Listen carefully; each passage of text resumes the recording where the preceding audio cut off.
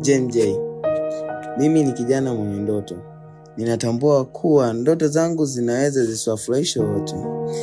Ninachokiona kila ninapotafakari neno na kuomba kinanifanya niwe tofauti nikiamka.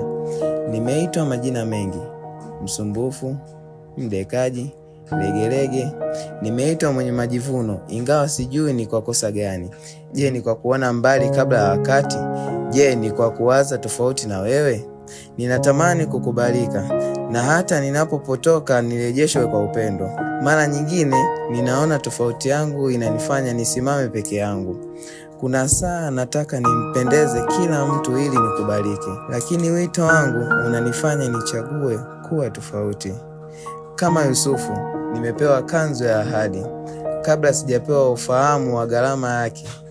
Sikujua kuwa ndoto zinaweza kukupeleka shimoni kabla sijakupeleka ikulu. Nilifikiri kuchukiwa ni uchaguzi, lakini nikagundua ni sehemu ya safari. Nilidhani kukataliwa ni mwisho, lakini kumbe ni maandalizi. Shimo nililotupwa halikunivunja moyo. Utumwa haukunifutia ukuu ulio ndani yangu.